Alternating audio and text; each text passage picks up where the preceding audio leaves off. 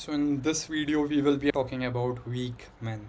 I think it's like a virus. I see so many weak men in society at different places doing different things. एक अभी मेरी उसमें था company में, my junior, that guy. So the girl is working, like there were two engineers working under me, three actually, two are direct, one is indirect. So the girl is working so outstandingly, and the guy has just lost entire motivation in his life. He's saying he is having some family issues, something like that. He's going through therapy and all.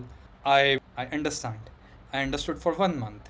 I understood for 3 months. But I cannot understand for more than 6 months. So for 6 months straight, he is giving low quality deliveries. Like जो भी business requirements होती है, is not able to do the things crystal clearly, I would say. So I'm just the technical lead. Like wherever they are stuck, they need to take my help, and I will devise their strategy and all.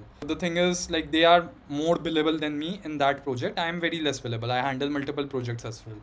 These people, they handle only that project. There is only a certain amount of things which I can do in that project, but they need to work independently, and I am there besides them. So भाई उस लड़के ने क्या ही काम किया है, सुनता कुछ है, समझता कुछ है, करता कुछ है, समझाता कुछ है, और करता कभी कभी कुछ है ही नहीं. मैंने उससे एक दिन तो मैंने उससे बैठ के पूछा कि भाई तू मेरे को बता कि तू करता क्या है. Do you drink, do you smoke, do you get any kind of high. बोलता है नहीं. मैंने उससे पूछा तुम किसी लड़की के पीछे बर्बाद हो, किसी लड़की के चक्कर में हो. बोलते हैं नहीं. मैंने पूछा कि तुम डूम स्क्रोलिंग करते हो, स्क्रोल करते आ रहे हो और टाइम निकलता जा रहा है, ये कर रहे हो. बोलते हैं नहीं. मैंने पूछा कोई मोबाइल गेम खेलते हो. बोलते हैं नहीं. मैंने पूछा दिन भर सोते हो. बोलते हैं नहीं. मैंने पूछा क्या करते हो. बोलता है कुछ नहीं करता, बस मैं बैठा रहता हूँ, कुछ नहीं, मैं कुछ कर ही नहीं पा रहा हूँ. मेरा दिमाग, मतलब I have also been depressed at certain moments in life. So I get it. But ये तो मैं मान ही नहीं सकता कि तुम पूरा दिन कुछ कर ही नहीं रहे हो. That doesn't make any sense at all. Even if you're depressed or whatever, then it will reflect in the enthusiasm which you are working with. Like if you are happy, then you are more enthusiastic with your work. If you are depressed, then you are less enthusiastic with your work. But at least तुम अपना bare minimum efforts put करके अपना bare minimum काम पूरा करोगे. You won't be running from your bare minimum things. So he's doing this thing. बात यह है कि I have caught him multiple times lying also. भाई से झूठ बोलोगे, भाई आँख में देख के, मैं बस आँख में देख के बता सकता हूँ कि सामने वाला कितना सच बोल रहा है, कितना झूठ बोल रहा है. वो थोड़ा सा इधर उधर हिले ना, उतने में आई कैन जज कि how much he is lying. एक दिन this junior he was telling me कि मेरा लैपटॉप ख़राब था. I raised the ticket with the IT support team and I was with them for 6 hours on the call. इसलिए मैंने कुछ काम नहीं किया. मैंने बोला दिखाइए कहाँ पे थे 6 hours ऑन कॉल. मेरा भी मैनेजर है, वो मेरा मैनेजर ही इज़ लाइट, वो उसको बहुत ज़्यादा आता नहीं है काम वाम में, तो थोड़ा दूर दूर से ही देख रहा है चीज़ें, तो उसको थोड़ा सा ठीक ही लगता है क्योंकि मैं सब सपोर्ट कर देता हूँ. मैंने मैनेजर के सामने बोला कि दिखा तुम कहाँ पे बात करी. मैनेजर बोलता है नहीं नहीं हमको देखने की ज़रूरत नहीं है, हम ठीक है, वी ट्रस्ट यू वगैरह वगैरह. मैनेजर गया कॉल से बाहर. मैंने बोला अब तू दिखा कि तूने कहाँ पे बात करी. मैंने बोला कि तूने फ़ोन पे बात करी, वीडियो कॉल पे करी, दिखा मेरे को किससे बात करी तूने. बोलता है नहीं नहीं, आई was not on 6 hours on call, I was just 1 hour on call. 6 से सीधा 1 पर आ गया. मैंने बोला 1 दिखा दे तू. फिर उसके बाद बोलता है, मैंने बोला फ़ोन पे बात करी ना, बोलता है फ़ोन पे दिखा दे बस लॉग. बोलता है नहीं नहीं, it's invasion of my privacy. मैंने बोला just show me the screen shot of that particular help desk number and just show me the time, how much time you spend on.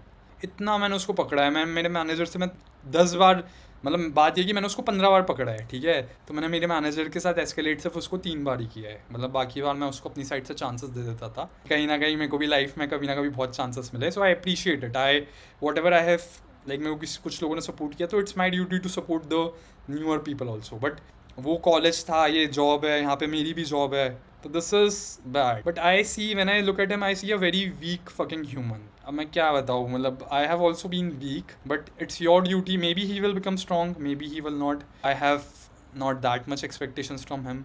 May be he might prove me wrong, but let's see. But हर कोई ना कोई कभी ना कोई weak रहता है, for sure.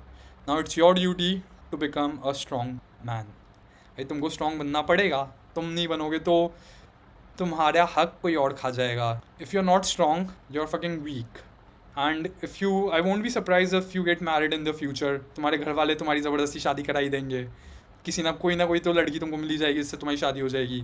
फिर वो लड़की तुम्हारे ऊपर चीट करेगी. The root cause is this thing only, like the guy is not able to handle his women properly. This is a very strong thing which I believe personally. अब कुछ, there are certain girls who are already who are too damaged, ठीक है, मतलब they have had plenty of sexual experiences, इतने कि you cannot repair them, you cannot heal them again, कि मतलब उसके लिए for her the dopamine hits are more important than her steady life. So there are girls like that. But then there are girls who are decent enough and they are okay with one man, right? Like they're okay with a steady life. They are okay with the idea of not cheating, having a very good marriage life, etc. etc. But in लड़कियों के साथ भी ऐसा होएगा कि if they get married to these kinds of weak men and then somewhere or the other things started going wrong, like कुछ भी हो रहा है, लड़का अपनी वाइफ का स्टैंड नहीं ले पा रहा in front of his parents, or he's not able to support her through the tough times. Like it can be either economically, either it can be physical satisfaction, either it can be romantic satisfaction, emotional touch. So all these things are traits of strong man. Like if you need to master all these things. भाई बहुत सारी चीज़ें करने को, तुम अगर सोच रहे हो ना कि मैं पैसे कमा लिए बहुत है, बॉडी बना ली बहुत है, अच्छी जॉब है बहुत है, कुछ बहुत नहीं है, बहुत कुछ करना है. You need to have a very strong level because you see your competition, right? So फिर तुम बाद में रोगे, तुम्हारे डाइवोर्स होंगे, जो भी होएगा, तुम ड्रम में मिलोगे. इट हैपन्स, राइट भाई. अब वो अतुल सुभाष था, उसके ऊपर I don't want to comment, but he was a weak man, that's why he committed suicide. Correct, he was weak. अगर स्ट्रॉन्ग होता ना, बीवी की गांड फाड़ देता. वैन छोड़, डाइवोर्स चाहिए, ले डाइवोर्स. पैसे चाहिए, ले पैसे. कितने पैसे लेगी, ले पैसे. तेरे सारे पैसे मैं निकलवाता हूँ. भाई जितने एलिमनी में दे रहे हो पैसे, उतने ही पैसे तुम गुंडों को दे दो और उसको बोलो उसके घर वालों को पीटो तुम. उसकी औरत ने किया था केस कानपुर में, ठीक है. तो कानपुर में तो वैसे ही यू कैन गेट चीप गुंडागर्दी. तुम पैसे दो, तुम उतने पैसे अपनी बीवी को भी दो और उतने पैसे गुंडों को भी दो कि इसको तुम पीटो बहन चो, सबको पीटो, उसके घर वालों को सबको पीटो. ऐसे कैसे मर गए भाई. उसने अपने कानपुर में करा केस, ये अपने स्टेट में कर देता केस, हाई कोर्ट में चले जाता. He lost his fighting spirit, that's why he quit his life.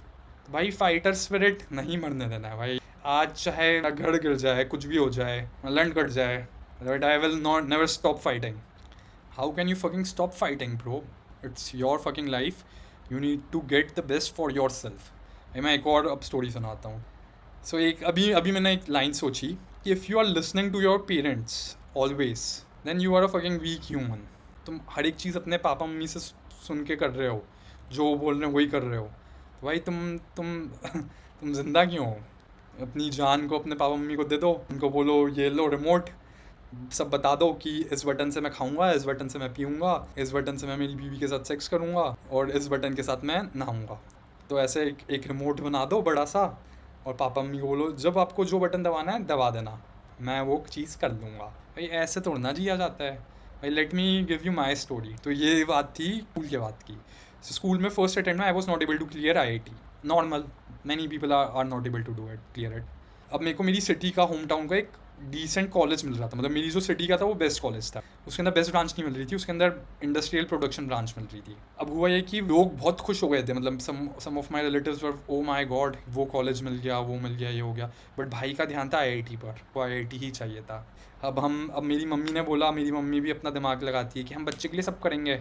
Mummy ने बोला कि अपन इसके कॉलेज की फ़ीस भी भर दो फर्स्ट सेमेस्टर की, इसको अच्छा लगेगा तो ये कॉलेज कर लेगा, नहीं तो इसको साथ साथ कोचिंग की भी तैयारी करो. तो ये हुई डील. तो ये बोल के मेरे को वो लोग ले गए कॉलेज करवाने, एडमिशन टाइप. वहाँ पे वो लोग बोलते हैं कि 30,000 का एफिडेविट भर दो तो ये कॉलेज की फर्स्ट सेमेस्टर की फ़ीस है. फिर उसके बाद कॉलेज से हम निकले, उस कॉलेज से काउंसलिंग के बाद हम निकले. वहाँ पे पापा को एक और पहचान वाला मिल गया. बोलता है अरे आपके बच्चे को इंडस्ट्रियल प्रोडक्शन मिल गई, मैं मेरे बच्चे को इंडस्ट्रियल प्रोडक्शन दिलाना चाहता हूँ, इतनी बड़ी चीज़ है, इतनी अच्छी ब्रांच है, ये वो वगैरह वगैरह. मेरे पापा को और बूस्टअप कर दिया उसने कि अच्छी चीज़ है. मैंने बोला बेकार चीज़ है, मैं नहीं करूँगा चाहे कुछ भी हो जाए. I stood my ground. Car में बैठे रहे, मैंने बोला कि आपको भरना है तो आप भर दो पैसे, 30,000 फर्स्ट सेमेस्टर की फ़ीस, बट मैं उस कॉलेज में नहीं जाऊँगा. मेरे को पड़े चाटे, कार के अंदर पड़े चाटे, हैवी हाथ के, 1 2 वही पड़े बस, बड़े बड़े. मैं थोड़ा रोया, मैंने बोला फिर भी मैं नहीं जाऊँगा. भाई ज़िद होनी चाहिए भाई ज़िंदगी में. You need to have that जुनून, जज्बा कि बहन चो कुछ भी हो जाए गांड फाड़ देंगे, जो चाहिए वो चाहिए ही चाहिए. कि भाई I had very strong opinions कि मेरे घर वालों ने बोला था कि ठीक है चलो इस कॉलेज से कर ले पास आउट, फिर उसके बाद तेरे को MS करवा देंगे, जो भी होता है US यूरोप कुछ और कर लेना, उसके बाद अगर नौकरी नहीं लगी तो. मैंने बोला नहीं, एक बार तो मेरे को और स्ट्रगल नहीं करना. मैं एटलीस्ट मैं अपने 1 साल कम कर रहा था कि मतलब अगर मैं उस टाइम पे कॉलेज जाता फिर उसके बाद एक और बार MS करता तो 6 साल हो गए टोटल. अगर इससे अच्छा 1 साल ये कर लो IIT की प्रिपरेशन, और उसके बाद 4 साल के बाद job. This was one of my plan. उसके साथ साथ एक और चीज़ साइड में चल रही थी, which was my fucking personal life. This was professional, now there is a personal life as well. At that fucking time I was 95 kgs, क्योंकि IIT की प्रिपरेशन कर करके खा के बैठे बैठे कोचिंग वाले बोलते हैं 10 घंटे पढ़ो, तो 10 घंटे पढ़ते थे और खाते खाते 95 kgs पहुँच गए थे। फिर उस टाइम में मेरी कोचिंग में भी एक लड़की थी जो मेरे को पसंद थी, उसने शी रिजेक्टेड मी। मतलब उसके साथ तो एक अलग ही सीन हो गया था, मतलब मेरी उससे बात होती थी, बट समवॉट शी रिजेक्टेड मी। उसको मेरे साथ बात करना बहुत अच्छा लगता था, वो मेरे जोक्स पे बहुत हंसती थी, वो क्या पूरी क्लास मेरे जोक्स पे हंसती थी, सब मेरे जोक्स पे हंसते थे। She was not even attracted to me. तो मेरे को उस टाइम पे भी बहुत बुरा लगा। ये तो मेरे को लग रहा है कि ये लव लाइफ मेरे को लग रहा है एटलीस्ट 5वीं 6वीं 7वीं यार बहुत ज़्यादा बुरा लग रहा है। तो मतलब आई हैव ऑलवेज बीन, लड़की फ्रेंड बनती थी, I got very close to her. कोई भी लड़की मेरी गर्लफ्रेंड नहीं बनी कभी, ठीक है, till first year of college I would say. मैंने बोला अब ये लड़की भी उसी कॉलेज में जा रही है, उसको देख के तो पहले ही मूड ऑफ होएगा कि बहन चो, खोया खोया प्यार, खुला आसमान, खोया खोया चांद, खुला खुला आसमान। तो मैंने बोला ये तो दुख डबल ट्रिपल हो जाएगा। मैंने बोला कि अभी मोटे होके जाएंगे कॉलेज तो वापस कुछ हाथ नहीं लगना है, ड्रॉप लेंगे। घर वालों ने बहुत लड़ाई झगड़ा किया, आई फॉट रियली हार्ड, और मैंने ड्रॉप लिया अपना। ड्रॉप वाले ईयर में मैंने 15 किलो वेट कम किया, from 95 kgs I went to 80 kgs, which is a big accomplishment. और फिर उसके बाद बाय गॉड्स ग्रेस भाई उस टाइम पे भी IIT के उसमें भी बहुत मुश्किल हो गया था मेरा, क्योंकि मेरे CBSE में कम परसेंटेज थे, 83, barely को crossing the criteria for IIT advance. Mains में मेरी बहुत बेकार रैंक आई थी, 1 लाख रैंक आई थी शायद, 80-90 हज़ार। बट फॉर्चुनेटली अनफॉर्चुनेटली मेरा IIT का पेपर बढ़िया चला गया, वहाँ लगा दी आग। मैं 20 नंबर का गलत कर आया था उस टाइम पे। 3 क्वेश्चन भी अगर गलत करे तो 20 मार्क्स का डिफरेंस हो रहा था, क्योंकि अगर मैं 3 सही करता तो मेरे +12 मार्क्स होते, और वो 3 गलत हो गए तो -8 चले गए। तो मतलब 20 मार्क्स ऐसे मेरे ऊपर नीचे हो गए, and it was just silly mistake. मैंने जब आके अपना पेपर देखा मैंने बोला ओ ये तो सिली मिस्टेक हो गई है। तो भाई तो सिली मिस्टेक की वजह से 20 का डिफरेंस हो गया। बट उसके बाद भी I got computer science in a new IIT। Closing करी मैंने उस IIT की, and I feel it's God's grace. भाई एनर्जीज रेडिएट बैक होती हैं for sure. It's your fucking duty, give your fucking best and leave rest to God. जो होएगा फिर देखेंगे। भाई अपना बेस्ट ट्राई करो, करते रहो।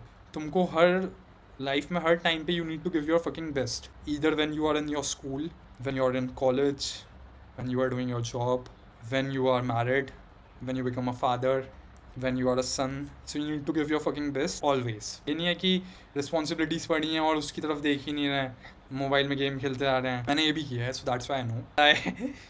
I went to IIT, I left IIT unplaced. It's a shame. It's a fucking shame. Like leaving IIT computer science branch without any job, it's a fucking shame. But कोई बात नहीं, उस time पे I was not able to give my fucking best. उसके बाद मैं घर आया, उसके बाद मैंने वापस अप्लाई करना शुरू किया जॉब्स में, and then I use to give my best on daily basis. तो मेरी जॉब लगी, फिर वो जॉब छोड़ी without any offer letter again, फिर 3 महीने वापस सर्च करी, फिर लगी, कुछ फ्रीलांसिंग करी, then I got a good job. फिर उसके बाद I have been over there in that company for around 6 years. So I gave my fucking best at many times in life. Like मैंने weight lose करने में dedication किया है, लड़कियों को पटाने में बहुत डेडिकेशन किया है, मैंने पढ़ाई में बहुत डेडिकेशन किया है, मैंने जॉब के लिए बहुत डेडिकेशन किया है, मैंने अपनी फिटनेस के लिए बहुत डेडिकेशन वापस किया है। उसके बाद मैंने अपने बिजनेसेस के लिए भी बहुत ज़्यादा डेडिकेशन किया है, and this is my next YouTube channel. I have been a very excellent son as well, so I have excelled at various stages. So see you soon. Don't stop giving your best. Cheers. Bye.